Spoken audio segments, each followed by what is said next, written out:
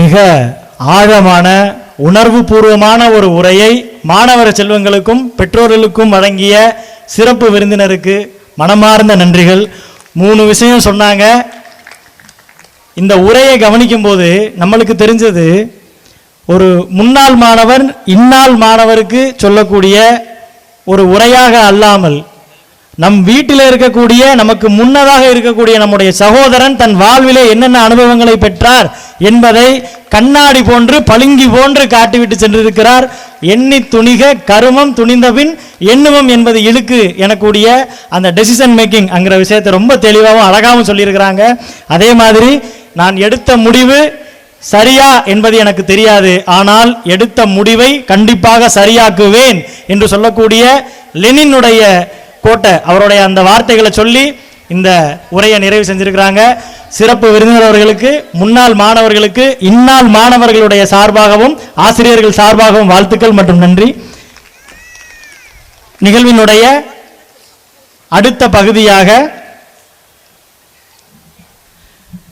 இன்றைய கலைவாணி வித்யாலயா பள்ளியினுடைய ஆண்டு விழாவிற்கு வருகை தந்திருக்கக்கூடிய நம்முடைய சிறப்பு விருந்தினர் திருமதி கபிலா விசாலாட்சி அவர்கள். இவர் தமிழ் பேச்சு எங்கள் மூச்சு நிகழ்ச்சியின் முதல் 10 போட்டியாளர்களுள் ஒருவர். யுவஸ்ரீ கலாபாரதி விருதாளர், 2023 ஆண்டுக்கான சிறந்த பேச்சாளர் மற்றும் ஆற்றல் மிகு பெண்களை கௌரவப்படுத்தும் விதமாகிய விமன் எம்பவர்மெண்ட் அவார்டு எனக்கூடிய அவார்டை 2024 பெற்றிருக்கிறார். இளைஞர்களுக்கான சின்னமாக யூத் ஐகான் அவார்டு 2024 பெற்றுள்ளார். இவர் இளங்கலை பொறியியல் மட்டும் பயிலாமல் அதற்கு அடுத்ததாக முதுகலையில் வணிகவியல் மேலாண்மை துறையில் கோல்டு மெடல் பெற்றிருக்கிறார். தங்க பதக்கம் பெற்றிருக்கக்கூடிய சிறந்த கல்வியாளரும் கூட. இப்படி பல்வேறு சிறப்புகளை வாய்ந்துள்ள நம்முடைய பகுதியை சார்ந்த திருமதி கபிலா விசாலாட்சி அவர்களை சிறப்புரையாற்ற வருமாறு உங்கள் அனைவரின் சார்பாகவும் அன்போடு கேட்டுக்கொள்கிறேன்.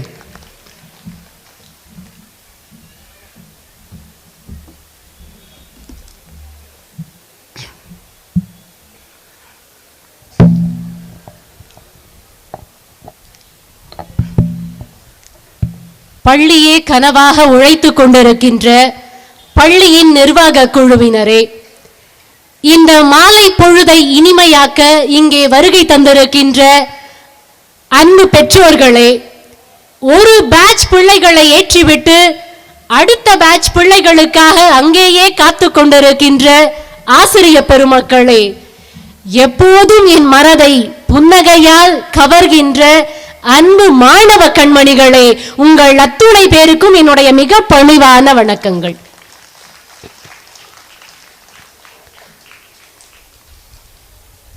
நான் இங்க வர்றதுக்காக சுபலட்சுமி பேலஸ்ல எனக்கு ரூம் போட்டிருந்தாங்க. பள்ளி நிர்வாகத்துல இருந்து அங்க ரூம் புக் பண்ணியிருந்தாங்க.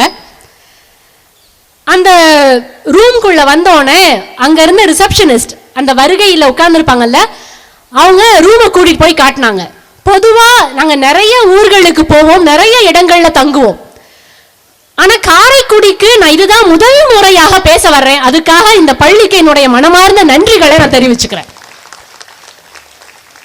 என்ன ஒரு வித்தியாசத்தை நான் பார்த்தேன் அப்படின்னா, எல்லா அந்த ஹோட்டலுக்கு போகும்போது நான் இங்க தங்கணும்னா டக்குன்னு ஒரு ரூம் சாவியை எடுத்து கொடுப்பாங்க, அவ்வளவுதான் நடக்கும்.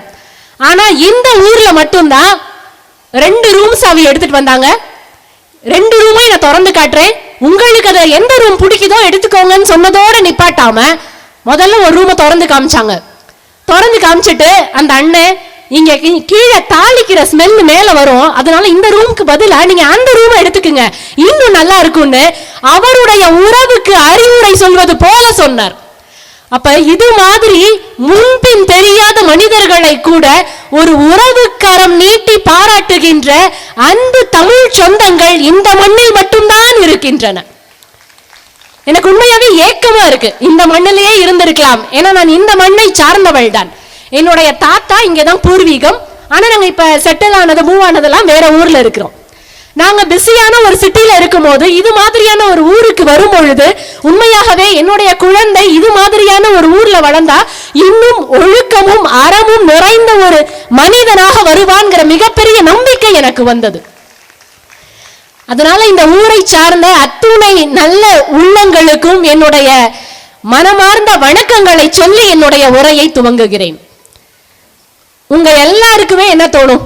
ஏன்னா நானும் என்னுடைய பையனும் 2வது படிக்கிறான். அவனோட ஸ்கூல் ஆனுவல் டேல நானும் இந்த மாதிரி ஆடியன்ஸா போய் உட்கார்ந்துருக்கேன். ஒருத்தர் வருவாரு, பேசுவாரு, எல்லா இடங்கள்லயும் அவர் பேசுறத முழுக்க கவனிப்பேன். யார் பேசினாலும் ஒரு வார்த்தை தவறாம கவனிப்பேன். ஆனா அது என்னமோ தெரியல, 4 வருஷமா என் பையன் ஸ்கூல் ஆனுவல் டேல வந்து யார் யாரோ பேசுவாங்க, ஒரு வார்த்தை நான் கவனிச்சது கிடையாது. ஏன்னா அவங்க எப்ப போவாங்க, நம்ம பிள்ளை எப்ப வந்து டான்ஸ் ஆடும், நம்ம அதை போட்டோ எடுக்கலாம், வீடியோ எடுக்கலாம், எல்லாருக்கும் அனுப்பலாம்னு ஆசையா காத்திருப்போம். அது மாதிரியான ஆசை எனக்கும் இருந்திருக்கு, எனக்கும் இருக்கிறது. அதனால உங்களுடைய கவலைகள், ஏக்கங்கள் எல்லாத்தையும் புரிஞ்சுட்டு நான் ரொம்ப சீக்கிரமா சொல்ல வேண்டிய விஷயங்களை மட்டும் சொல்லிட்டு நான் நிறைவு பண்ணிடுறேன். நான் ஒரே ஒரு விஷயம் இந்த ஸ்கூலை பார்த்து வியந்தது அப்படின்னா, நான் பொதுவா என்ன ஸ்கூலுக்கு வந்தோம்னா இந்த ஸ்கூலை பாராட்டி தான் துவங்கணுங்கிற எந்த ஒரு பிம்பமும் எனக்கு கிடையாது. ஆனா ஒரு விஷயத்தை நான் சொல்லணும்னு நினைக்கிறேன். ஏன்னா எல்லா ஸ்கூல்லையுமே வந்து உட்கார்ந்தோடனே ஆனுவல் ரிப்போர்ட், ஆண்டறிக்கை வாசிப்பாங்க. ஆனா ஆண்டறிக்கையில ஒரு திருக்குறள் இடம்பெற்ற ஒரே பள்ளி இந்த பள்ளியாக மட்டும்தான் இருக்க முடியும். அதுலயும் தோழர் அவர்கள் இந்த ஸ்கூலோட அலும்னே ரொம்ப முக்கியமான விஷயங்களை சொன்னாங்க. அதுலயும் எதுல இருந்து எடுத்தேன் அப்படின்னு சொன்னாங்க. அப்பதான் அந்த லோகோவை கவனிச்சேன். எல்லா ஸ்கூல் லோகோலையும் நாலேஜ், லேர்னிங், எஜுகேஷன் அந்த மாதிரி தான் இருக்கும். ஆனா அந்த மாதிரியான எந்த வார்த்தைகளும் இல்லாம பியூரிட்டி, பேஷன்ஸ், பர்சீவரன்ஸ் அப்படின்னு கல்வியினுடைய நோக்கம் எதுவோ அந்த நோக்கத்தை அடையாளப்படுத்துவதாக ஒரு லோகோ அமைத்திருக்கிறார்கள். இப்ப பியூரிட்டி அப்படின்னு சொல்லும் பொழுது அதுவும் ஆண்டறிக்கையில தான் நான் பார்த்தேன். கல்வி என்பது பட்டம் வாங்குவதோ நல்ல காலேஜ்ல சீட்டு வாங்குறதோ கிடையாது. கல்வியின் நோக்கம் என்ன அப்படிங்கறத நீங்க ஆண்டறிக்கைய உத்து கவனிச்சிருந்தீங்கனாலே தெரியும். அதுல ஒரு வரி போட்டிருந்தாங்க, அறிவு கொடுப்பது மட்டுமல்ல, இந்த பிள்ளைகளை அற வழியில் நடத்துவது கல்வியின் நோக்கம் என்று எழுதியிருந்தார்கள். அறம் என்ற வார்த்தை இடம்பெற்ற ஒரே ஆண்டறிக்கையும் இந்த பள்ளியுடைய ஆண்டறிக்கை தான்.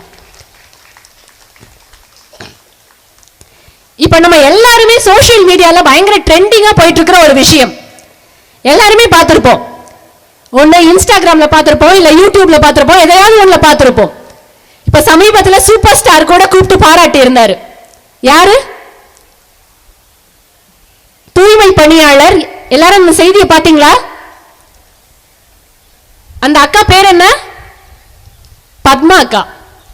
அந்த பத்மா அக்கா இன்னைக்கு எல்லாருக்கும் தெரியுறாங்க. ஒருத்தர் விடாம எல்லாருக்கும் பத்மா அக்கானா தெரியும். என்ன காரணம்? நிறைய பட்டம் வாங்கினாங்களா? நிறைய படிச்சாங்களா? பெரிய நிறுவனத்துல வேலை பார்த்தாங்களா? கிடையாது.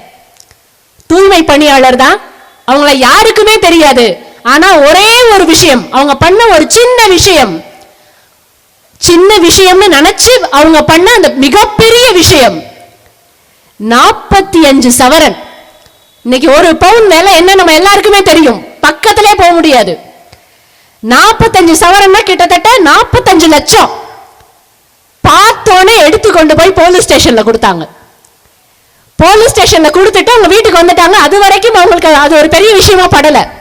ஆனா அது சோசியல் மீடியால முழுக்க இன்னைக்கு வைரல் ஆகி அவங்களுடைய முகம் பதித்த ஒரு அஞ்சல் தலையை நம்முடைய தமிழ்நாட்டு அரசாங்கம் வெளியிட்டு இருக்கிறது என்றால்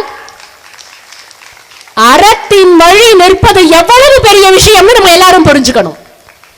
அப்ப இந்த பள்ளி வெறும் படிப்பை மட்டும் போதிக்காமல் எல்லாரும் மார்க் வாங்கணும், எல்லாரும் சென்டம் வாங்கணும்னு பந்தய குதிரை மாதிரி எல்லாரையும் ஓட விடாம அறத்தின் வழி நிற்க வேண்டும், மனம் தூய்மையாக இருக்க வேண்டும் என்று லோகோலேயே பியூரிட்டி என்ற வார்த்தையை வைத்திருக்கிறார்கள். இன்னொரு முக்கியமான விஷயம் என்ன தெரியுமா? 10th 12th ரிசல்ட் வந்தோடனே எல்லாருக்கும் எல்லா ஸ்கூல்லையுமே பரிசு கொடுப்பாங்க. எல்லா பிள்ளைங்களுக்குமே பரிசு கொடுப்பாங்க. அந்த பிள்ளைங்களுக்கு ஷீல்டோ டிராஃபியோ கொடுத்து அனுப்பிச்சு வச்சிருவாங்க. ஆனா இந்த பள்ளியில அந்த ஸ்டூடெண்ட்ஸ் வரும்பொழுதே கூடவே அவங்க பெற்றோரையும் கூப்பிட்டு பெற்றோருக்கும் பொன்னாடை போத்தி ஏன்னா இது வெறும் பள்ளி மட்டும் செய்தது இல்ல, அவங்க எல்லாமே இது நடந்திருக்க முடியாதுன்னு அந்த ஈக்குவல் ரெஸ்பான்சிபிலிட்டியை கொடுக்கறாங்கல்ல, அது ரொம்ப பெரிய விஷயம். அதுலயும் ஒரு அம்மா மேடைக்கு வந்தாங்க, அந்த அம்மாவுடைய பேர் எனக்கு நினைவில்லை. 2 குழந்தைங்க கவனிச்சிருப்பீங்க, 2 பிள்ளையுமே பரிசு வாங்கி நின்றாங்க. அந்த அம்மாவுடைய கண்கள்ல ஆனந்த கண்ணீரை நான் பார்த்தேன். ஈன்ற பொழுதிலும் பெரிதுவக்கும் தன் மகனை சான்றோன் என கேட்ட தாய்ங்கிற மாதிரி அந்த ஒரு தருணத்துக்காக தான் இங்க இருக்கிற எல்லா பெற்றோர்களும் ஓடிக்கிட்டே இருக்கோம், உழைச்சுக்கிட்டே இருக்கோம். ஆனா ஒரு சின்ன இடத்துல சின்ன விஷயத்துல தடுமாறுறோம். அதை பார்த்தோன்னே இங்க இருக்கிற எல்லா பெற்றோர்களுக்கும் அந்த எண்ணம் வந்திருக்கும்.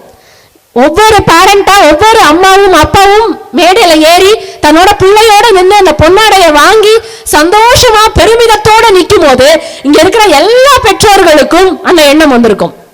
என்ன எண்ணம்? பிள்ளை இப்பதான் 2வது படிப்பான், அடுத்த 10 வருஷத்துல என் பையனும் இதே மாதிரி வாங்குவான், நானும் மேடையில வந்து நிக்கணும்னு எல்லாருக்கும் தோணி இருக்கும். அப்படி அந்த எண்ணம் தப்பான எண்ணமே கிடையாது, ரொம்ப சரி. ஆனா அதுக்காக நம்ம பிள்ளைய எந்த அளவு வதைக்க போறோம்ங்கிறது தான் நம்ம யோசிச்சு பார்க்கணும். ஏன்னா அந்த பிள்ளைக்கு படிப்புல பெருசா நாட்டமே இல்லாம இருக்கலாம், அது ஒரு ஆகச்சிறந்த பேச்சாளரா வரலாம், ஆகச்சிறந்த செஸ் பிளேயரா வரலாம், என்னென்னவோ திறமை அந்த பிள்ளைக்குள்ள இருக்கலாம். ஆனா எந்த ஒரு பிள்ளை சாதிச்சாலும் என் பிள்ளையும் அதே மாதிரி சாதிக்கணும் நம்ம எல்லாரும் நினைக்கிறோம். ஒரு பிள்ளை செஸ்ல ஃபர்ஸ்ட் வருதா, என் பிள்ளையும் ஃபர்ஸ்ட் வரணும். ஒரு பிள்ளை சூப்பரா பாடுதா, என் பிள்ளையும் சூப்பரா பாடணும். இன்னைக்கு ஒரு பொண்ணு ரொம்ப அழகா காம்பேரிங் பண்ணி அடுத்தடுத்து யாருன்னு அழகா மேடையில பேசினாலா, என் பிள்ளையும் அதே மாதிரி பேசணும். நமக்கு இருக்கிறதெல்லாம் ஒரே ஒரு பிள்ளை தான். ஏன்னா அந்த காலத்துல வேணா 7 பிள்ளை 8 பிள்ளை இருந்தது. அந்த 7 பிள்ளைக்கும் மேலையும் அம்மா ஒவ்வொரு ஆசையை வச்சிருப்பாங்க. ஒரு பிள்ளை நல்ல கிரிக்கெட்டரா வரும், ஒரு பிள்ளை நல்லா ஆடும், ஒரு பிள்ளை நல்லா இங்கிலீஷ் பேசும்னு 7 பிள்ளை மேலையும் ஒரு ஆசையை வச்சிருப்பாங்க. ஆனா இன்னைக்கு என்ன பிரச்சனைனா, நம்ம வீடுகள்ல இருக்கிறதெல்லாம் ஒரே ஒரு பிள்ளை தான். அந்த 7 பிள்ளை மேல வைக்க வேண்டிய ஆசையையும் தூக்கி கொண்டு வந்து ஒரே ஒரு பிள்ளை மேல வைக்கிறோம். அதனால அந்த பிள்ளைக்கு ஒட்டுமொத்த பிரஷரும் வந்துருது. இன்னைக்கு இருக்கிற பெற்றோர்கள் எல்லாருமே பிள்ளைங்களுக்கு சொல்ற ஒரு வார்த்தை, பிள்ளைங்கெல்லாம் அந்த வார்த்தையை நீங்க கேட்டிருக்கீங்கன்னா கை தூக்கணும், இல்லைன்னா கை தட்டணும், சரிங்களா?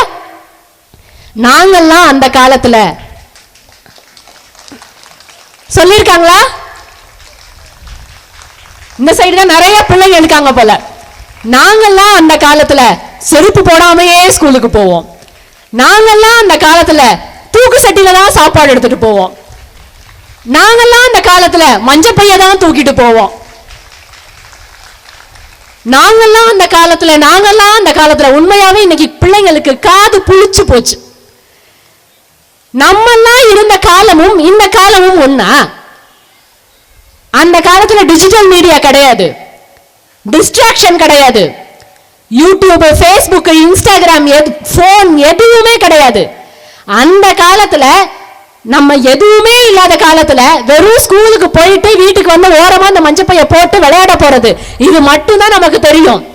அந்த காலத்திலேயே நம்ம எல்லாம் 100க்கு 60 மார்க் தான் வாங்கணும். ஆனா இன்னைக்கு நம்ம பிள்ளைங்க இத்தனை டிஸ்ட்ராக்ஷன், இவ்வளோ பிரஷருக்கு மத்தியில 100க்கு 80 மார்க் வாங்குறாங்கன்னா சூப்பரா வாங்கி இருக்கப்பான்னு தட்டி கொடுக்கணுமே தவிர மிச்சம் இருக்கிற 20 மார்க் எங்கப்பான்னு கேள்வி கேட்கறதுக்கான தகுதியே நமக்கு கிடையாது. அதனால தயவு செய்து இன்னைக்கு பெற்றோர்கள்லாம், நாங்கெல்லாம் எப்படி இருந்தோம் தெரியுமா? எங்க அம்மா அப்பா என்ன சொன்னாலும் கேட்போம். எங்க அப்பா உட்கார்ந்து இருந்தாருன்னா எழுத்தாப்புல உட்காரவே மாட்டோம், கையை கட்டிக்கிட்டே நிற்போம். இப்பெல்லாம் எல்லாரும் சொல்லியிருப்போம். நாங்கெல்லாம் வீட்டுல டிவியே பார்க்க மாட்டோம். அன்னைக்கெல்லாம் டிவி இல்ல, பார்க்கல, என்னமோ இருந்துகிட்டே பார்க்காத மாதிரி நம்ம எல்லாரும் பெருமையா பேசுவோம். நம்ம மார்க் ஷீட்டை என்னைக்காவது நம்ம குழந்தைங்க கிட்ட காட்டியிருக்கோமா? உங்க அம்மா அப்பாவோட மார்க் ஷீட்டை பார்த்திருக்கீங்களா? அதனால அவங்க சொல்றதெல்லாம் நம்பாதீங்க. நீங்க எல்லாம் எவ்வளவு விளையாட்டுத்தனமா ஜாலியா இருக்கீங்களோ அது மாதிரிதான் உங்க பெற்றோர்களும் இருந்திருப்பாங்க. இப்ப பெற்றோர்கள் அவ்வளோ பெரிய பிரஷரை இன்னைக்கு குழந்தைங்க மேல போட வேண்டாம். நமக்கெல்லாம் சின்ன வயசுல படி படி படி படிலாம் யாரும் சொல்லல. அதிகபட்சம் என்ன சொல்லியிருப்பாங்க? நல்ல கவர்மெண்ட் வேலைக்கு போகணும், நல்ல மார்க் எடுக்கணும், படிக்கணும், இதுதான் சொல்லியிருப்பாங்கல்ல. இதை தாண்டி எதுவுமே நம்ம பெற்றோர்கள் நமக்கு சொன்னது கிடையாது. அதே விஷயத்த இன்னைக்கு நம்ம பிள்ளைங்க கிட்ட நம்ம சொல்ல முடியுமா? நல்லா படிப்பா, நல்ல மார்க் எடுப்பா, இதுதான் இன்னைக்கு எதிர்பார்ப்பா. இன்னைக்கு ஆர்டிபிஷியல் இன்டெலிஜென்ஸ் வந்துருச்சு. இன்னைக்கு இருக்கிற எல்லா பெற்றோர்கள், போன் யூஸ் பண்ற எல்லா பெற்றோர்களுக்கும் தெரியும் ஆர்டிபிஷியல் இன்டெலிஜென்ஸ் வந்துருச்சு. நீங்க உங்க பிள்ளை என்ன செய்யணும், என்ன ஆகணும்னு ஆசைப்படுறீங்களோ அதெல்லாம் 5 நிமிஷத்துல ரொம்ப அழகா ஒரு கவிதை எழுதிய ஆர்டிபிஷியல் இன்டெலிஜென்ஸ் சாட் ஜிபிடி நமக்கு கொடுத்துரும். அப்ப இன்னமும் படி படி படின்னு பிள்ளையுடைய அந்த இளமை காலத்தை போட்டு வதக்காம என்ன நம்ம பிள்ளைக்கு சொல்லணும் அப்படின்னா, ஏன்னா இன்னைக்கு ஆர்ட் ஆஃப் பேரண்டிங் பத்தி நிச்சயமா கிளாஸ் எடுக்க வரல. ஏன்னா பேரண்டிங் பண்றது எவ்வளவு கஷ்டம்னு எனக்கு தெரியும். ஏன்னா எனக்கும் 7 வயசுல பையன் இருக்கான், எவ்வளவு கஷ்டம்னு எனக்கு தெரியும். இப்போ ஆர்ட் ஆஃப் பேரண்டிங் இப்படி செய்யுங்க, அப்படி செய்யுங்க, பிள்ளைய அடிக்காதீங்க, திட்டாதீங்க, இதெல்லாம் சொல்லவே போறதில்ல. ஏன்னா ஆடுற மாட்டை ஆடிதான் கறக்கணும், பாடுற மாட்டை பாடிதான் கறக்கணும். இப்போ உங்க பிள்ளைய அடிச்சாதான் திரும்புவான்னு உங்களுக்கு தெரியும்னா நீங்க அடிக்கலாம், அதெல்லாம் நான் வேண்டான்னு சொல்ல போறதே கிடையாது. உங்க பிள்ளை என்ன செய்யணும்னு நீங்க முடிவு செஞ்சுக்கலாம். ஆனா நீங்க என்ன மாதிரியான ஒரு இளமை பருவத்தை உங்க குழந்தைங்களுக்கு கொடுக்குறீங்க, அதனால என்ன விளைவு வருங்கிறத மட்டும் நான் சொல்றேன். குழந்தைங்களுக்கு 2 மைண்ட் இருக்கு, கான்சியஸ் மைண்ட், சப்கான்சியஸ் மைண்ட். இப்ப கான்சியஸ் மைண்டை தான் நம்ம எல்லாருமே வளர்த்துக்கிட்டே இருக்கோம். நல்லா படிக்கணும், மேத்ஸ் படிக்கணும், இங்கிலீஷ் படிக்கணும், தமிழ் படிக்கணும்னு அந்த கான்சியஸ் மைண்டை தான் நம்ம எல்லாருமே வளர்க்குறோம். ஆனா அந்த குழந்தைக்கு சப்கான்சியஸ் மைண்டுன்னு ஒண்ணு இருக்கு. இப்போ இது என்ன பெரிய விஷயமா அப்படின்னா, ஒரு சின்ன எக்ஸாம்பிள்ல நான் என்னன்னு சொல்றேன், சின்ன உதாரணம் சொல்றேன். ஒரு 18 வயசு பொண்ணு எங்க வீட்டு பக்கத்துல இருக்கா. அந்த 18 வயசு பொண்ணுக்கு ஊர்ல என்ன வியாதி வந்தாலும் முதல்ல அந்த பொண்ணுக்கு தான் வரும். அச்சுனா வியாதி வந்துடும், புச்சுனா வியாதி வந்துடும், யாருக்கு உலகத்துல என்ன பிரச்சனை வந்தாலும் முதல்ல அந்த பிள்ளைக்கு வந்துடும். சில பிள்ளைங்க அந்த மாதிரி நோஞ்சானாவே இருப்பாங்க. என்ன பிரச்சனை, டைபாய்டு, காலரா, மலேரியா, ஊர்ல என்ன வியாதி அந்த நேரத்துல பரவுதோ அந்த வியாதி அந்த பிள்ளைக்கு நிச்சயமா இருக்கியாப்பான்னு கதவு தட்டி அந்த பிள்ளைக்கு வந்துடும். அந்த பிள்ளைக்கு ஒருவேளை இம்யூன் சிஸ்டம், ஒருவேளை அந்த எதிர்ப்பு சக்தி கம்மியா இருக்கும்ங்கிறதுக்காக அந்த 18 வயசு பொண்ணோட அம்மா அப்பா எல்லா மருத்துவர்களையும் போய் பார்த்துட்டாங்க. அந்த ஆர்த்தோ என்னென்னலாம் இன்னைக்கு மருத்துவம் இருக்கோ எல்லாத்தையும் போய் பார்த்துட்டாங்க. ஆனா உடம்புல ஒரு பிரச்சனை கூட இல்லை, உடம்புல எந்த பிரச்சனையுமே இல்லை, எதிர்ப்பு சக்தி நல்லா இருக்கு. ஆனா ஏன் அந்த பொண்ணுக்கு எல்லா வியாதியும் வருது, எப்ப பார்த்தாலும் ஜுரம் வருதுன்னா என்னன்னு நம்ம அப்பாக்கு புரியவே இல்லை. எங்க வீட்டு பக்கத்துல தான் இருக்காங்க. இது நடந்த விஷயம் அந்த அம்மா அப்பா சொல்லி நான் கேட்டு உண்மையாவே வியந்து போனேன். உண்மையாவே எனக்கு ரொம்ப ஆச்சரியமா இருந்தது. கடைசியா எல்லா மருத்துவர்களும் கைவிரிச்சிட்டாங்க. ஏன் இந்த பிள்ளைக்கு வியாதி வருதுன்னு எங்களுக்கு தெரியலன்னு சொல்லிட்டாங்க. அதனால அந்த பொண்ணை கடைசியா ஒரு சைக்காட்ரிஸ்ட கூட்டிட்டு போயிருக்காங்க, மனநல மருத்துவர்கிட்ட கூட்டிட்டு போயிருக்காங்க. கூட்டிட்டு போய் அந்த பொண்ணு கிட்ட பேசிட்டே இருக்காங்க. நிறைய செஷன்ஸ் இருக்கும். ஒரு மாசம் 2 மாசம் அந்த பொண்ணு கிட்ட பேசிட்டே இருந்திருக்காங்க. பேசிட்டே இருந்தப்பதான் தெரிஞ்சிருக்கு அந்த பொண்ணுக்கு 2 வயசா இருக்கும் போது ஒரு நாள் வீட்டுல இருந்திருக்கா. அவங்க அம்மா அப்பா 2 பேருமே வேலைக்கு போறாங்க. அந்த பொண்ணு வீட்டுல அந்த குழந்தைய பாத்துக்கிறதுக்கு வீட்டுல அம்மா எல்லாம் வச்சிருப்பாங்கல்ல, ஆயாவோ அம்மாவோ பேபி சிட்டர் ஒருத்தவங்கள வச்சிருக்காங்க. அந்த பொண்ணு அந்த அம்மா கிட்ட தான் வளர்றா. அம்மா அப்பா 2 பேரும் வேலைக்கு போயிடுவாங்க. அந்த பேபி சிட்டர் என்ன பண்ணுவாங்கன்னா டிவியை போட்டு விட்டு சாப்பாடை வச்சுட்டு விட்டுருவாங்க. பேச்சு துணைக்கெல்லாம் ஆளே கிடையாது. அந்த பிள்ளை பாட்டுக்கு டிவியை பார்த்துக்கிட்டே இருக்கும், சாப்பிடும், படுத்து தூங்கும், தானா விளையாடும், இப்படியே அந்த பிள்ளை இருக்கும். ஒரு நாள் திடீர்னு அந்த பொண்ணுக்கு ஜுரம் வந்தது. அது வரைக்கும் அந்த பொண்ணு ரொம்ப நாள் அவங்க அம்மா அப்பா கூட இருந்ததே கிடையாது. ஏன்னா அவங்க அம்மா அப்பா அந்த பொண்ணு தூங்கினதுக்கு அப்புறம் தான் வருவாங்க. காலையில அந்த பொண்ணு எழுந்திருக்கிறதுக்கு முன்னாடியே அந்த அம்மா அப்பா கிளம்பி போயிடுவாங்க. அப்போ ஒரு நாள் அந்த பிள்ளைக்கு ஜுரம் வருது. அந்த பிள்ளைக்கு ஜுரம் வருதுன்னொடனே அம்மா அப்பா என்ன பண்ணுவாங்க, நேச்சுரலா உடனே 10 நாள் ஆபீஸ்க்கு லீவ் போட்டாச்சு. லீவ் போட்டு 10 நாள் அந்த குழந்தை கூடவே இருக்காங்க. அந்த குழந்தை கூடவே இருந்து அதுக்கு சாப்பாடு ஊட்டி விடுறது, அன்பா இருக்கிறது, அதோட விளையாடுறது, அங்க பாரு மாடு, அங்க பாரு ஆடுன்னு அந்த குழந்தை கூடவே 10 நாளும் இருக்காங்க. அப்புறம் அந்த குழந்தைக்கு ஜுரம் சரியா போயிருச்சு. அம்மா அப்பா வேலைக்கு போயாச்சு. அந்த குழந்தையும் வளர்ந்து 18 வயசு ஆயாச்சு. இப்ப இந்த விஷயம் அந்த குழந்தைக்கே ஞாபகம் இல்லை. 2 வயசா இருக்கும்போது அந்த குழந்தைக்கு ஜுரம் வந்தது, இந்த மாதிரி நடந்ததுன்னு அந்த குழந்தைக்கே ஞாபகம் இல்லை. ஆனா அந்த குழந்தையோட சப்கான்சியஸ் மைண்ட் இருக்கு பாத்தீங்களா, அதுல அந்த குழந்தைக்கு ஆழ் மனசுல அழுத்தமா பதிஞ்சிருக்கு. நமக்கு உடம்பு சரியில்லாம போனா மட்டும்தான் நம்ம அம்மாவும் அப்பாவும் கூட இருப்பாங்க அப்படின்னு அழுத்தமா பதிஞ்சு போச்சு. அதனால ஊர்ல என்ன வியாதி வந்தாலும் அந்த புள்ள வரணும்லாம் நினைக்காது. அந்த வியாதி நமக்கு வரணும், வந்தாதான் நம்ம பார்த்துப்பாங்கன்னு நினைக்காது. ஆனா சப்கான்ஷியஸ் மைண்ட்ல ஆழமா பதிஞ்சதுனால அந்த 2 வயசுல நடந்த அந்த விஷயம் அந்த குழந்தை மனசுல இருக்கு. அதனால அந்த பிள்ளைக்கு வியாதி வருது. அந்த வியாதி வந்தோடனே அம்மா அப்பா கூடவே இருக்காங்க. அப்ப பெற்றோர்கள் நம்ம என்ன பண்ணணும் அப்படின்னா, கான்ஷியஸ் மைண்டை வளர்க்கறது பெரிய விஷயமே கிடையாது. கான்ஷியஸ் மைண்ட்னா என்னன்னா, இப்ப 92 38 எவ்வளவு அப்படின்னு கேட்டா டக்குன்னு யாராலையும் பதில் சொல்ல முடியுமா? கவனிக்கிறீங்களா? இது கான்ஷியஸ் மைண்ட். நம்ம யோசிச்சு தான் பதில் சொல்ல முடியும். சப்கான்ஷியஸ் மைண்ட்ங்கிறது யோசிக்காம நம்ம ஆள் மனசுல ஒரு விஷயம் இருக்கும்ல, அதைத்தான் நம்ம என்ன மாதிரி நம்ம குழந்தைக்கு எழுத போறோம்னு யோசிக்கணும். அந்த குழந்தைக்கு 7 வயசு வர்றதுக்குள்ளேயே அந்த குழந்தையுடைய 90% வளர்ச்சியும் முடிஞ்சு போயிடும். அந்த 90% வளர்ச்சி முடியும் பொழுது அந்த குழந்தைக்கு என்ன மாதிரியான ஒரு குழந்தை பருவத்தை நம்ம கொடுத்திருக்கோம்னு யோசிங்க. அந்த குழந்தை எவ்வளவு கஷ்டப்படுத்தி இருக்கோம், எத்தனை தடவை அடிச்சிருக்கோம், எத்தனை தடவை திட்டி இருக்கோம், நமக்கு ஞாபகம் இருக்கும். அந்த குழந்தைக்கு வெளிப்படையா ஞாபகம் இருக்காது, ஆனா அது ஆள் மனசுல போய் பதிஞ்சிருக்கும். அப்போ ஒரு குழந்தை இன்னைக்கு சாதிக்குதா சாதிக்கலையாங்கிறது அந்த ஆர்டிபிஷியல் இன்டெலிஜென்ஸ்னால வருதுன்னு சொல்றோம்ல. இன்னைக்கு வேலை வாய்ப்புகள்லாம் ஆர்டிபிஷியல் இன்டெலிஜென்ஸ் வந்ததுனால தட்டி போயிடும்னு பேசுறோம்ல, நிச்சயமா கிடையாது. எந்த குழந்தை அந்த 7 வயசு வரைக்கும் ஒரு நல்ல அம்மா அப்பா கிட்ட ஒரு ஆரோக்கியமான சூழல்ல வளருதோ, எந்த பிள்ளைக்கு சுய ஆளுமை இருக்கிறதோ அந்த பிள்ளை நிச்சயமாக நல்ல பிள்ளையாக இந்த உலகத்திற்கு வரும். இப்ப பெற்றோர்கள் என்ன பண்ணணும்னா, அந்த பிள்ளையுடைய ஆள் மனசுல எந்த வலியையும் எந்த காயத்தையும் உண்டு பண்ணாம இருக்கணும். சகோதரர் பேசும்போது கூட சொன்னார், தயவு செய்து குழந்தை முன்னாடி சண்டை போடாதீங்க, சண்டை போட்டாலும் அதை காட்டிக்காதீங்கன்னாரு. ஏன்னா அந்த விஷயம் குழந்தையுடைய சப்கான்ஷியஸ் மைண்ட்ல எழுதப்படும். அது எவ்வளவு அந்த ட்ராமாட்டிக் சைல்ட்ஹுட்பாங்க, ரொம்ப வலிமிக்க ஒரு குழந்தை பருவம். அது என்ன மாதிரியான கஷ்டத்தை தரும், என்ன மாதிரியான மாற்றத்தை தரும்னு நம்ம யாருக்குமே தெரியாது. அந்த வலி மிக பெரிய வலி. நீங்க யோசிச்சு பாருங்க. பெற்றோர்கள்லாம் அங்கங்க பேசிட்டு இருக்கனால ஒரே ஒரு டாஸ்க் மாதிரி செய்வோம். எல்லா பெற்றோர்களும் நிமிர்ந்து உட்காருங்க, நல்லா நிமிர்ந்து உட்காருங்க சேர்ல. கண்ணை மூடிக்கோங்க. கண்ணை மூடியாச்சா? என்ன பார்க்க வேண்டாம், நல்லா கண்ணை மூடிக்கிங்க. கண்ணை மூடி உங்களுடைய குழந்தையுடைய அந்த 1 வயசில் அந்த குழந்தையினுடைய முகம் எப்படி இருந்தது அப்படின்னு யோசிச்சு பாருங்க.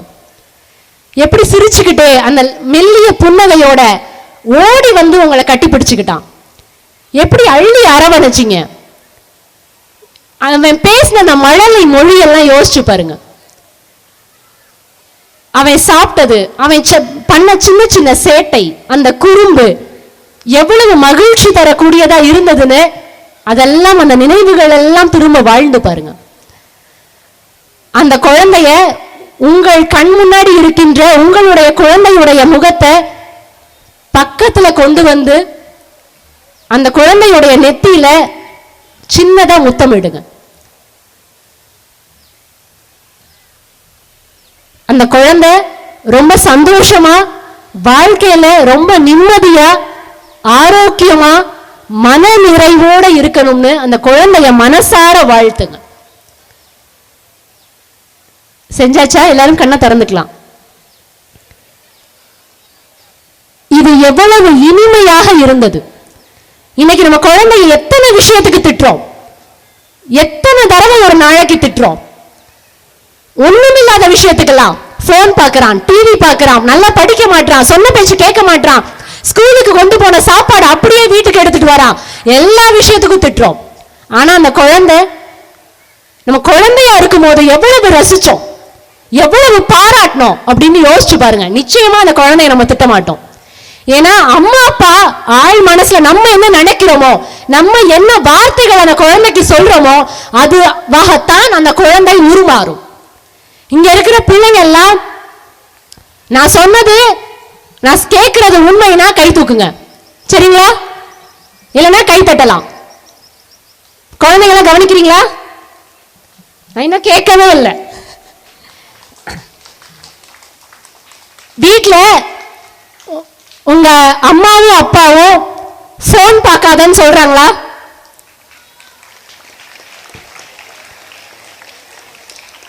சொல்றாங்களா? சரி, இது அடுத்து கேட்க போற கேள்விதான் ரொம்ப முக்கியமான கேள்வி. இதுக்கு எல்லா குழந்தைங்களும் அட்டென்டிவா இருங்க, கவனமா இருக்கணும். உங்க வீட்டுல அம்மா அப்பா போன் பார்க்கறாங்களா?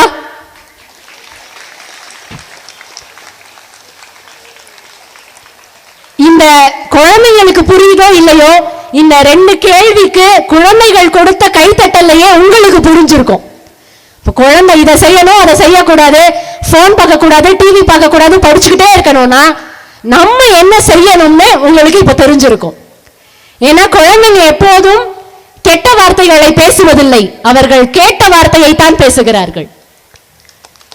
குழந்தை என்ன மாதிரி இருக்கணும்னு நீங்க ஆசைப்படுறீங்களோ, குழந்தை படிக்கணும்னு ஆசைப்படுறீங்களா, நைட்டு கதை புக் படிச்சுட்டு தான் தூங்கணும்னு ஆசைப்படுறீங்களா, 1 மணி நேரம் நீங்க போனை தூக்கி ஓரமா வச்சுட்டு நீங்க ஏதோ 2 கதை புக் எடுத்து வாசிச்சீங்கன்னா போனை கீழே வைப்பா, புக் எடுத்து படிப்பா, நீங்க சொல்லவே வேண்டாம், அத குழந்தை அதுவாவே செய்யும். அதனால இனிமேல் இதை செய்யாதன்னு குழந்தைக்கு இன்ஸ்ட்ரக்ஷன் கொடுக்கறத விட இந்த குழந்தை எப்படி வளரணும்னு நீங்க ஆசைப்படுறீங்களோ அது மாதிரியாக நாம வாழ்ந்து காட்டினாலே போதும். ஏன்னா எங்க அபார்ட்மெண்ட்ல நடந்த ஒரு விஷயம், எங்க அபார்ட்மெண்ட்ல ஒரு 6வது படிக்கிற பையன் ஆனுவல் எக்ஸாம் ரிசல்ட் வந்தது. ரிசல்ட் வந்தோடனே அவன் 100க்கு 60 மார்க் தான் இங்கிலீஷ்ல வாங்கியிருக்கான். உடனே அவங்க அப்பாவுக்கு பயங்கர கோபம். அவங்க அப்பா திட்டுறாங்க. எங்க அபார்ட்மெண்ட்ல இன்னொரு பையனும் அதே ஸ்கூல்ல படிக்கிறான்.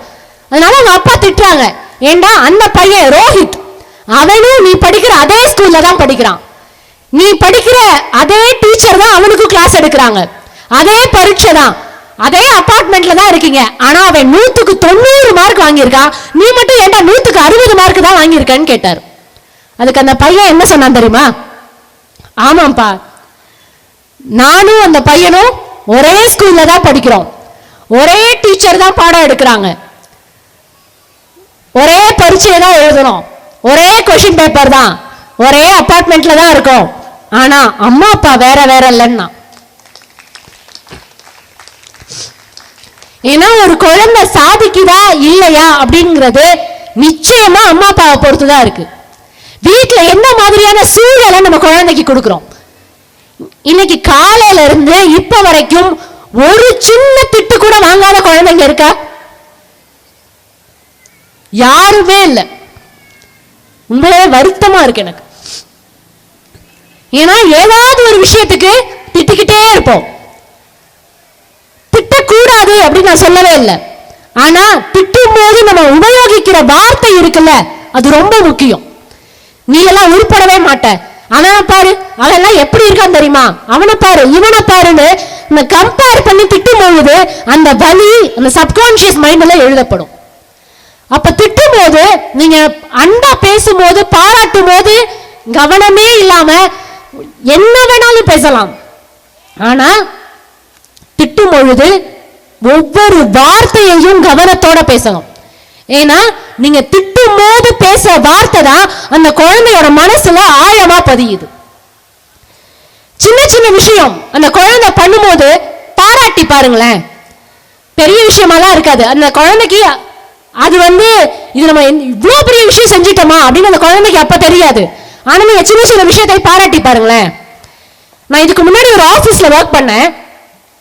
அந்த ஆபீஸ்ல ஒருத்தர் கூட வேலை பார்த்தாரு. அவருக்கு 3 வருஷமா குழந்தையே இல்லை. ரொம்ப வருத்தத்தோட இருந்தாரு. எப்ப பேசினாலும் புலம்பிட்டே இருப்பாரு. என்ன பண்றது மேடம், எங்க வீட்டுல கார் இருக்கு, வீடு இருக்கு, சந்தோஷமா எங்களை சுத்தி இருக்கிறவங்க எல்லாரும் இருக்காங்க, நிறைய பணம் இருக்கு, நகை இருக்கு, கை நிறைய காசு இருக்கு, வேலை இருக்கு, மனைவி இருக்கா, ஆனா வீட்டுல கொஞ்சி விளையாடுறதுக்கு ஒரு குழந்தை இல்லையே மேடம்னு எப்பவுமே அவர் மனசு நிறைவே இல்லாம பேசிட்டே இருப்பார். அப்ப எங்க ஆபீஸ்ல இருக்கிற நாங்க எல்லாரும் சேர்ந்து என்ன முடிவு பண்ணோம்னா, சரி அவரை இந்த குழந்தைய தத்தெடுக்கிற ஒரு ஆசிரமத்துக்கு கூட்டிட்டு போவோம். கூட்டிட்டு போய், ஏன்னா அவங்க மனைவி கிட்டையும் பேசணும், அவங்க சரி அப்படி சம்மதம்ங்கிற மாதிரி சொல்லியிருந்தாங்க. அதனால அந்த குழந்தைய தத்தெடுக்கிற ஆசிரமத்துக்கு கூட்டிட்டு போவோம்னு அந்த கணவன் மனைவியை நாங்க எல்லாரும் சேர்ந்து கூட்டிட்டு போனோம். அந்த ஆசிரமத்துக்குள்ள நுழைஞ்சோடனே அவங்க எல்லா குழந்தையெல்லாம் பார்த்துட்டு, அது வரைக்கும் தத்தெடுக்கிறோம்னு சொல்லிட்டு அந்த ஆசிரமத்துக்குள்ள வந்தவங்க யோசிச்சு சொல்றோம்னு மறுபடியும் வீட்டுக்கு போயிட்டாங்க. அடுத்த நாள் அவர் ஆபீஸ்ல பார்க்கும்போது நான் கேட்டேன், ஏன் சார் ஒத்துக்கிட்டு தானே வந்தீங்க, என்ன ஆச்சுன்னு கேட்டேன். அதுக்கு அவர் பதில் சொன்னாரு, என்ன இருந்தாலும் என் குழந்தை மாதிரி வராதுல்ல மேடம், அதனால என் மனைவி வேண்டான்னு சொல்லிட்டாங்க. சரி நாங்க யாரும் வற்புறுத்தல, அப்படியே விட்டுட்டோம். அப்புறம் ஒரு 2 வருஷம் கழிச்சு தவம் இருந்து நிறைய மருத்துவர்களை போய் பார்த்து அந்த ஐவிஎஃப் ட்ரீட்மெண்ட் எல்லாம் பண்ணி செயற்கை கருத்தரித்தல் எல்லாமே பண்ணி அவங்க ஆசையா காத்திருந்த மாதிரி ஒரு அழகான தேவதை அந்த வீட்டுல பிறந்தா. பயங்கரமா கொண்டாடினாங்க அவங்க உறவுகள், எங்க ஆபீஸ்ல நாங்க எல்லாருமே கொண்டாடினோம், பயங்கர சந்தோஷமா இருந்தாங்க. அதுக்கப்புறம் ஒரு 3 வருஷம் ஆயிடுச்சு. அந்த குழந்தைய எல்கேஜில சேர்த்துட்டாங்க. எல்கேஜில சேர்த்துட்டு ஆனுவல் டேக்கு எங்க எல்லாருமே கூப்பிட்டுருந்தாரு. நாங்களும் ரொம்ப ஆசையா அந்த குழந்தைய பார்க்க போனோம். அந்த ஆனுவல் டே என்னன்னா ஒரு நாடகம் நடத்துறாங்க. காந்திஜியும் கோட்சேவும் இருக்கிற மாதிரி ஒரு நாடகம். கோட்சே காந்தியை சுடணும், அது மாதிரி ஒரு நாடகம். ஒரு பொம்மை துப்பாக்கி வச்சுட்டு அந்த குழந்தை இருக்கால, 4 வயசு குழந்தை, எங்க ஆபீஸ்ல வேலை பார்க்குற ஒரு குழந்தை கோட்சேவா நடிக்கிறான். துப்பாக்கியை வச்சுட்டு நிக்கிறா அந்த குழந்தை, நல்லா ஒரு பையன் மாதிரி வேஷம் எல்லாம் போட்டு துப்பாக்கியை வச்சுட்டு நிக்கிறா. அந்த குழந்தை நிக்கிறா. காந்தி பயங்கரமா போல்டா எல்லாரையும் பார்த்து சிரிச்ச முகத்தோட நிக்கிறாரு.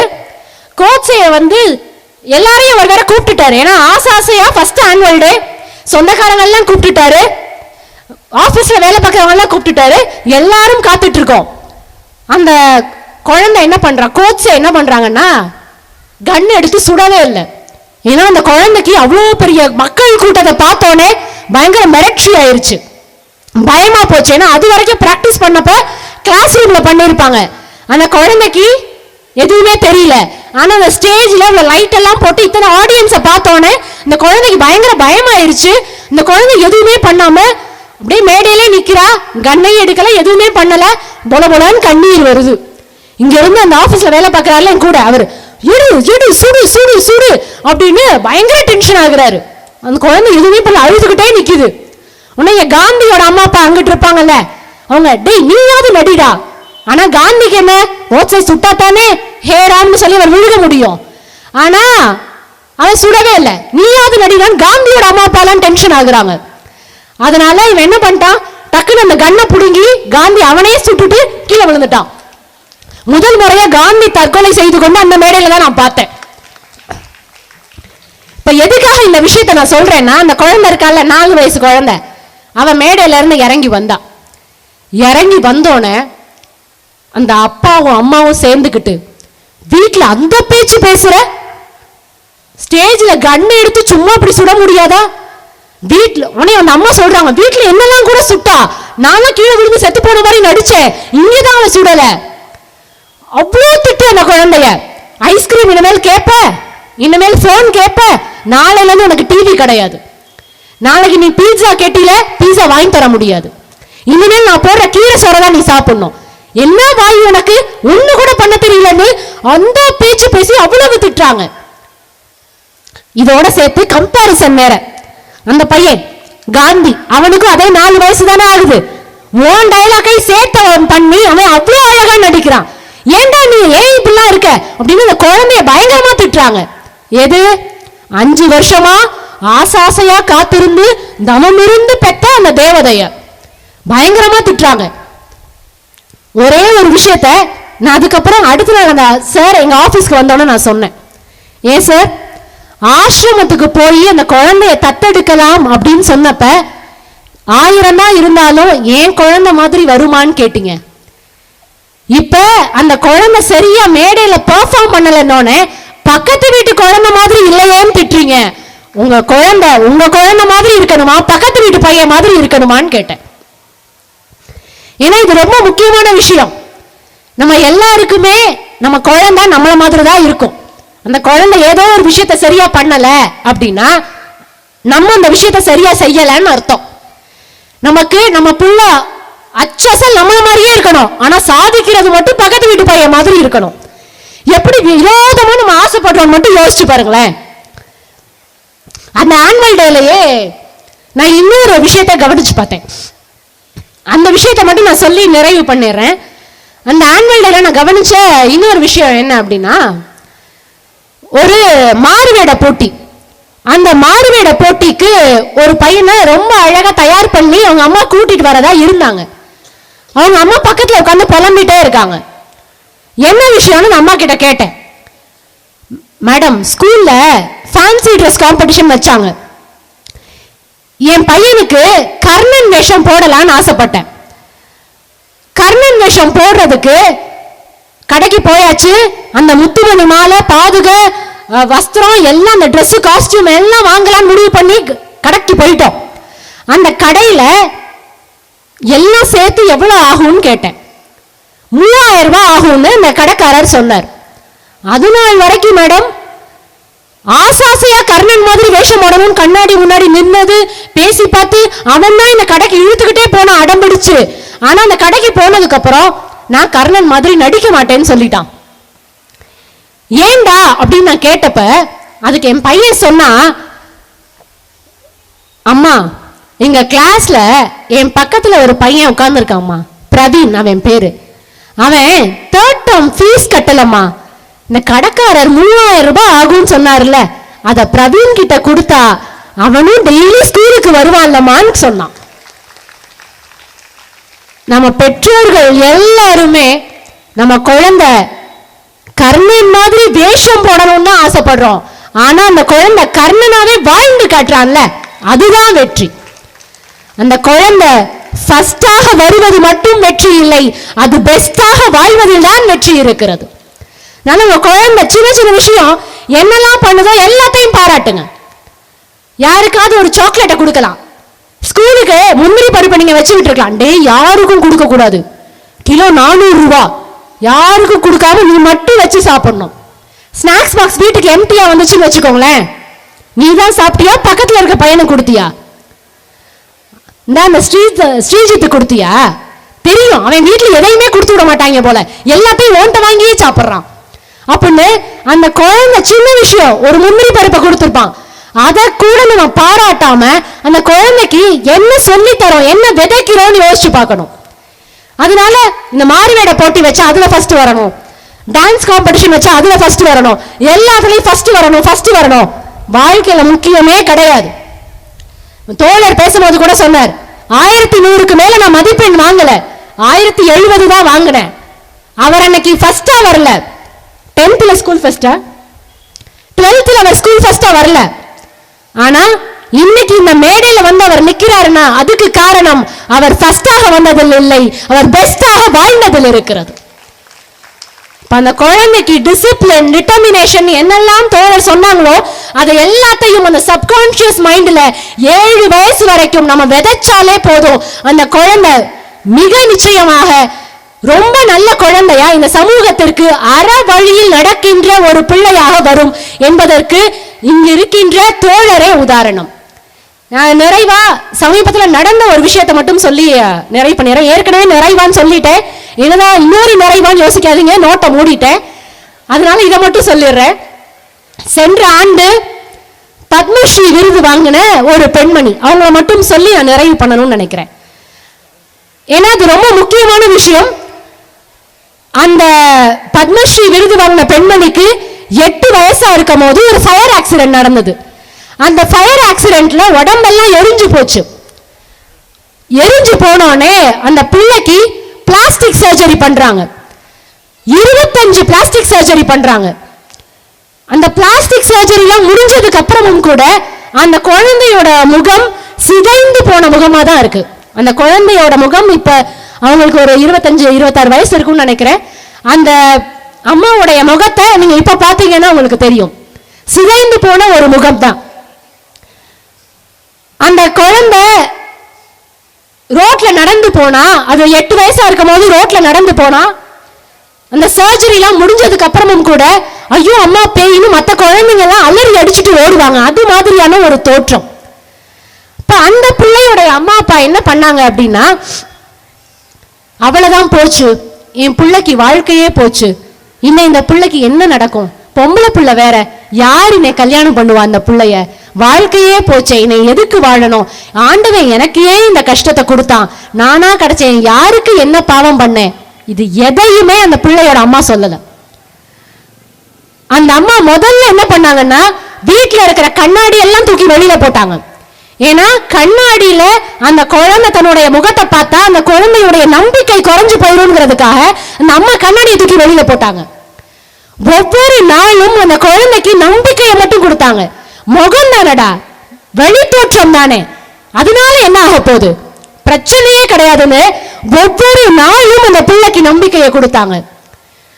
எந்த மருத்துவமனையில் அந்த பிள்ளைக்கு 25 பிளாஸ்டிக் சர்ஜரி நடந்ததோ அதே மருத்துவமனையில் இன்றைக்கு அந்த பெண்மணி ஒரு லீடிங் பிளாஸ்டிக் சர்ஜன். அந்த அம்மாவினுடைய பெயர் டாக்டர் பிரேமா தன்ராஜ். ஒரு குழந்தைக்கு ஏதோ ஒன்று நடந்துருச்சு அப்படின்னா போச்சு, அவ்வளவுதான் போச்சு அப்படின்னு அந்த குழந்தைய நீங்க வதைக்காம, இதை நம்ம அம்மா கிட்ட சொன்னா நம்ம அம்மா இதை எப்படி எடுத்துக்குவாங்களோ, அம்மா திட்டுவாங்களோன்னு குழந்தைக்கு நம்ம மேல நம்பிக்கை இல்லாம பண்ணாம, எது நடந்தா என்ன, என்ன நடந்தா என்ன, பார்த்துக்கலாம் அப்படின்னு சொல்றதுக்கு எனக்கு எங்க அம்மாவும் அப்பாவும் இருக்காங்கன்னு அந்த குழந்தைக்கு நம்பிக்கையை மட்டும் கொடுத்துட்டீங்கன்னா, என்ன கஷ்டம் வந்தாலும், இந்த சமூகம் எவ்வளவு அடிச்சு துவைச்சாலும் அந்த குழந்தைக்கு அந்த நம்பிக்கை இருந்தா போதும், அந்த குழந்தை வாழ்க்கையில பெரிய ஆளா வருவான். நீங்க செய்ய வேண்டியதெல்லாம் ஒன்னே ஒண்ணுதான். ரொம்ப அழகான இந்த விதைய கடவுள் நம்ம கிட்ட கொடுத்திருக்கிறார். அந்த விதைக்கு நம்ம தண்ணி ஊத்தினா மட்டும் போதும், நம்பிக்கை என்ற அந்த தண்ணீரை ஊற்றினால் மட்டும் போதும், அந்த செடி வளர்ந்து அந்த செடியில் கத்திரிக்காய் முளைக்க வேண்டுமா வெண்டைக்காய் முளைக்க வேண்டுமா என்பதை அந்த செடிகளே முடிவு செய்து கொள்ளும், நீங்கள் முடிவு செய்வது கொள்ளாதீர்கள். அந்த செடி வளர்ந்து வளர்ந்து ரொம்ப அழகான விருட்சமா வரும். நான் செடிக்கு தண்ணி ஊத்திக்கிட்டே இருக்கேனே, என் பிள்ளை பெரிய ஆளாகவே மாற்றானே அப்படின்னு நிறைய பேருக்கு கோபம் இருக்கும். ஏன்னா பிள்ளைக்கு 10வது 11வது எல்லாம் வந்துட்டா நிறைய பேருக்கு அந்த சிந்தனை இருக்கும், எவ்வளவு நாளா நீங்க சொல்ற மாதிரி தண்ணி ஊத்துறேன், நானும் மோட்டிவேஷன் பேசிக்கிட்டே தான் இருக்கேன், ஒண்ணுமே நடக்க மாட்டேங்குதே அப்படின்னா, சைனீஸ் பேம்பூ ட்ரீன்னு ஒண்ணு இருக்கு. அந்த சைனீஸ் பேம்பூ ட்ரீ என்னன்னா, நீங்க அந்த விதைய மண்ணுக்குள்ள விதைச்சு தண்ணி ஊத்திக்கிட்டே இருந்தீங்கன்னா 4 வருஷம் 5 வருஷம் தண்ணி ஊத்தணும், சின்ன முளை கூட வெளியில வரவே வராது. சரி இதுதான் வரலையே, இந்த விதை வராது, எதுக்கும் உருப்படாதுன்னு அப்படியே விட்டுறக்கூடாது. திரும்ப திரும்ப தண்ணி ஊத்திக்கிட்டே இருந்தீங்கன்னா அந்த சைனீஸ் பேம்பூ ட்ரீ 5 வருஷம் கழிச்சு வெறும் 6 வாரங்களில் 90 அடிக்கு வளரும். பிள்ளைங்களுக்கு அந்த நம்பிக்கையை தான் நம்ம கொடுக்கணும். செடிக்கு தண்ணி ஊத்துறனே வளர மாட்டேங்குதே நினைக்காம, என்னைக்காவது ஒரு நாள் அவன் பெரிய ஆளா வருவான், அவனுக்கு நான் இருக்கேன், உனக்கு நான் இருக்கேன்டா, என்ன நடந்தாலும் நீ தைரியமா அம்மா கிட்ட சொல்லு, அம்மா உன தப்பாவே நினைக்க மாட்டேன், நீ சரியா தாண்டா செஞ்சிருப்ப, எனக்கு உன்னை ரொம்ப பிடிக்கும்டான்னு இந்த அன்பான வார்த்தைகளையும் நம்பிக்கை ஊட்டுகின்ற வார்த்தைகளை மட்டும் நம்ம பிள்ளைங்க கிட்ட சொன்னா போதும், இந்த பிள்ளைகள் மிகச்சிறந்த பிள்ளைகளாக இந்த சமூகத்தில் வலம் வருவார்கள் என்று சொல்லி வாய்ப்புக்கு நன்றி கூறி விடைபெறுகிறேன். நன்றி, வணக்கம்.